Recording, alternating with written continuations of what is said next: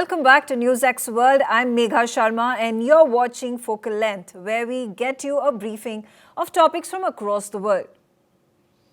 Over the past few months, the US President Donald Trump has repeatedly referenced his past mediation between Kosovo and Serbia, praising an agreement reached between them during his first term and even claiming that he prevented a war between the two countries earlier this year.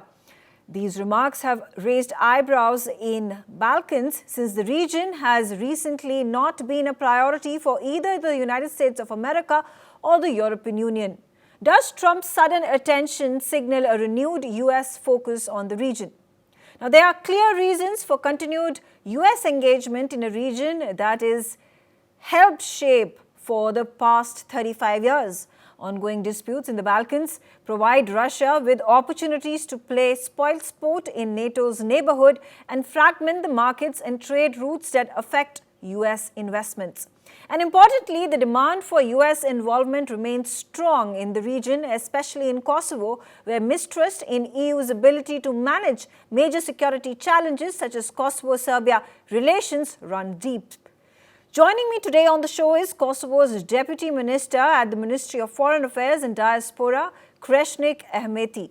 Mr. Ahmeti started his political career in 2010 in the movement for self-determination. Since 2019, he is a member of the presidency and serves as the Secretary of External and International Relations of the Movement of Self-Determination. When the Ministry of Foreign Affairs and Diaspora was headed by the former minister Glok Konjovka in 2020, Minister Ahmeti worked as the Chief of Cabinet of the minister. Thank you, Minister Ahmeti, for joining me on Focal Length on NewsX World. And of course, my first question about how close are the relations between Kosovo and the European Union, with a number of European countries still not recognizing the state? Well, thank you for giving me the opportunity to address the great people of India and India itself as a state. I have to say that the relations between Kosovo and EU as an organization, but also with the EU members, are excellent. Over 80% of the EU member states recognize Kosovo, and we have deep and strong and systematic cooperation with all of them. Of course, with each country regarding the profile of cooperation, it might vary from one to another, which is normal. On the other hand, we do have 5 EU member countries which are yet to establish diplomatic relations with the Republic of Kosovo. But even in that case, there are nuances within the positions of each of these countries. And I have to say that, for example, with Greece, we have excellent cooperation, even though we are yet to establish formal diplomatic relations. In regards to EU as an organization, we do have contractual relations with EU, the same as the other countries in the Western Balkans, which we all aspire to become members of EU in the future as soon as possible from our point of view. We do have stabilization association agreement with the European Union, and in cases of EU, when they take a voting regarding Kosovo, in most cases they need unanimity within their process of decision making.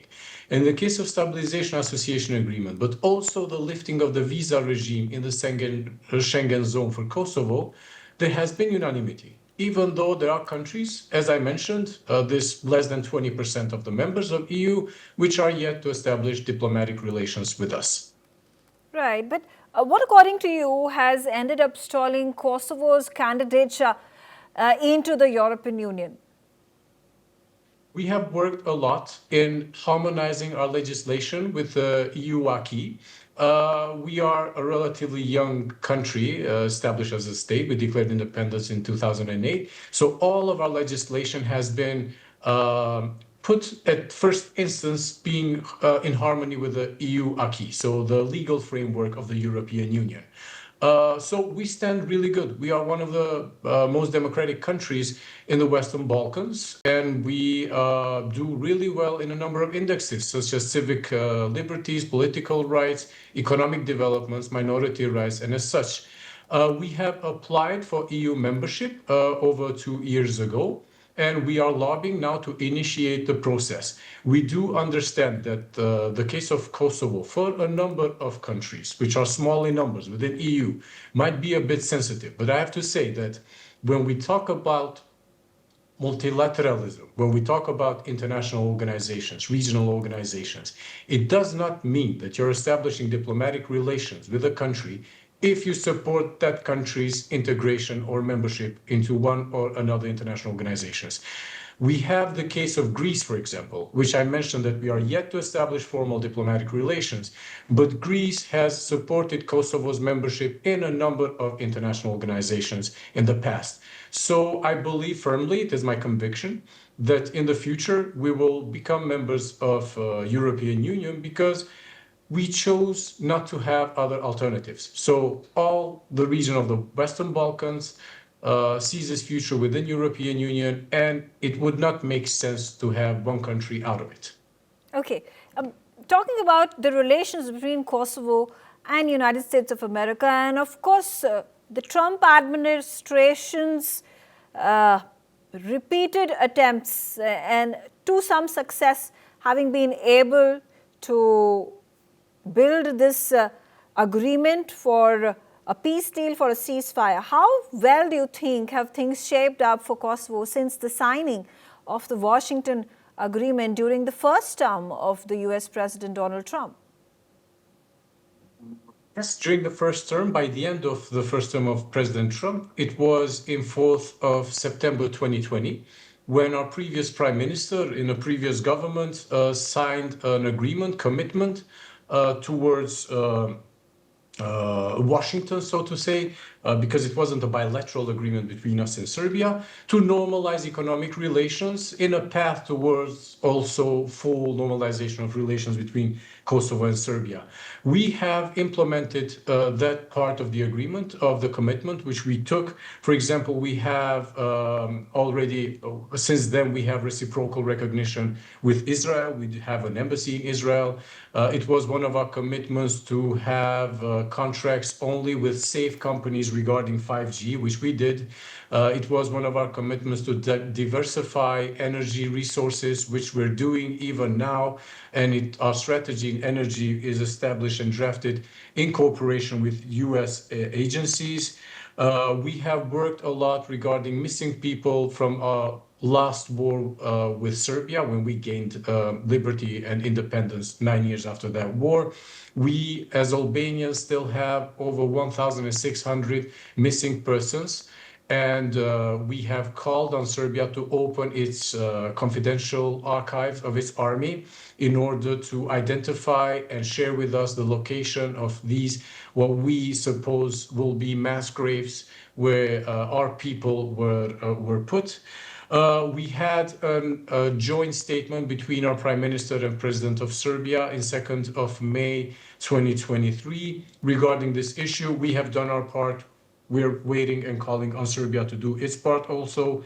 We have sanctioned Hezbollah, and we have also respected the moratorium. So what our previous prime minister back then agreed to was to have a moratorium regarding Kosovo's membership in international organizations for 1 year.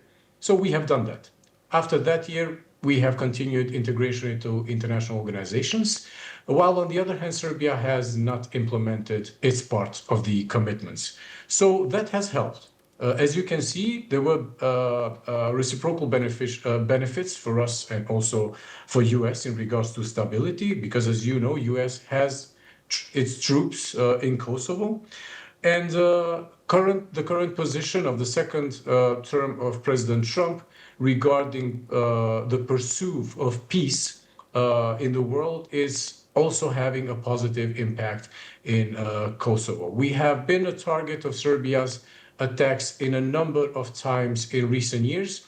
The two biggest ones being in September 2023, when we had a terrorist attack by over 100 paramilitaries, which came from Serbia to north of Kosovo. And then a terrorist attack in one of our vital infrastructure energy sector in December 2024. But since then, we have seen none. Okay. So also we increased our capacities, but I think also the signals that President Trump is sending are helping. Right. And talking about this tariff war that has been waged by the US administration, Kosovo has lifted all tariffs on American goods. How does this impact Kosovo's economy? Has a good impact. We do have trade with US. Now, when I mention numbers, you have to understand that we are around 1.7 million inhabitants in Kosovo. We are not comparable with India. We had the maximum trade with US in 2022, which was around 200 million. Euros, the trade balance in general, which it is logical that we were in trade deficit in regards to within this cooperation relation. And last year it was around 150 million euros of trade. I think this opens the opportunity to have also US investments in Kosovo, FDIs, for which we are already discussing with the Trump administration, because Kosovo is, for Kosovo, US is a strategic partner. And for Albanians in general, because as you know, Kosovo is 92% inhabited by Albanians. Historically, US has been a strategic partner, not only in recent years. So we are interested to deepen this economic and trade cooperation with the US. And I think lifting the tariffs is one step towards that goal. Okay. Also talk to me about the larger role that the Trump administration, particularly by Donald Trump, has played in safeguarding Kosovo and ensuring its security interests. And do you think it's been enough? Also, what is the future of the Kosovo-US relations vis-a-vis Kosovo-European Union relations? As I already mentioned, US has soldiers in Kosovo. Also, our army, we have a Kosovo security force, which is transitioning into a regular army until 2028. And this transition also means increase of defense capacities of Kosovo through this Kosovo force, which will become an army soon. This happens in close cooperation with NATO members, and especially with the United States Army. So cooperation is good, as I mentioned, not only economically as previously, but also in defense and security. And as I already mentioned in your previous question, the signals, the clear message that President Trump is sending regarding stability and peace, it is my personal perception that it is having a positive impact also in the region, because us as Kosovo have not had any direct major threat or attack by Serbia since December of last year. Yeah.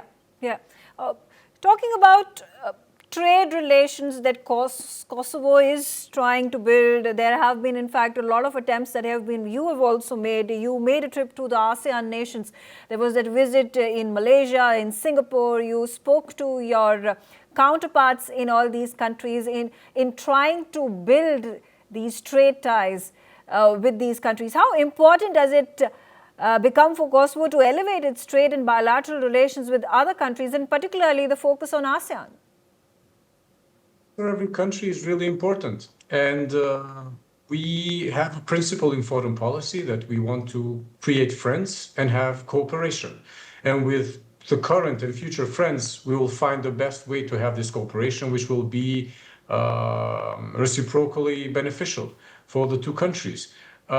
We do have a number of diplomatic economic relations already. There are formally 119 countries that have formally stated that they recognize Kosovo, the most recent being Sudan and Kenya. And we are looking forward to now deepening relations with them also. And as you mentioned, it wasn't only me, also high state visits we had within the Asian countries previously. We are finding the niche on which we can cooperate with each country. I think it's important. Kosovo is relatively small to these nations, to these states, but we are located very strategically. We are at the heart of the Western Balkans Peninsula, which in a way bridges the East, the so-called East and the so-called West. And we have a really advanced infrastructure, and we are working to advance it even more now in railway. For example, we will soon start investment on the ground to have to create a railway between our capital city Pristina and Durosport in Albania, which through which Pristina, our capital city, will become a hub of trade in the region.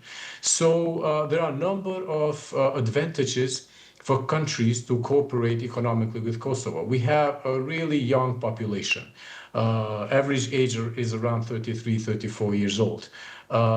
It is highly educated, speaks a number of foreign languages, and the business environment is really, really friendly in Kosovo. So this is the basis on which we try to create new relations and advance, strengthen the current ones that we already have. Talking about India and Kosovo and its relationship with Kosovo, India is one of the few countries that is yet to recognize Kosovo. What is the future of the relations between both countries? I think the future is bright and positive, because what I see from the position of the Deputy Foreign Minister is that there is business to business and people to people communication and cooperation. For example, we already have an India-Kosovo Commercial and Economic Organization. Besides this, we have a Chamber of Commerce of India in Kosovo, which is also located. They also have offices in Pune, in India. So these are signals, from my point of view, that there is possibility to further develop the cooperation between the two societies and in the future institutionally between the two states. I think what would help is for India to accept the documents, to recognize the documents of Kosovo, in order for our people and businesses to be able to travel to each other's country. Indian citizens can travel to Kosovo. Unfortunately, we still cannot. And I have to say that we can travel even to Serbia, but we cannot travel to India. I think there are some points on which we can start cooperation with the future of establishing formal relations between the two countries. All right, on that note, thank you, Minister Ahmeti, for speaking to us on Focal Length on NewsX. And with that, it's a wrap on this episode of Focal Length. For more international news and updates, stay tuned on NewsX World.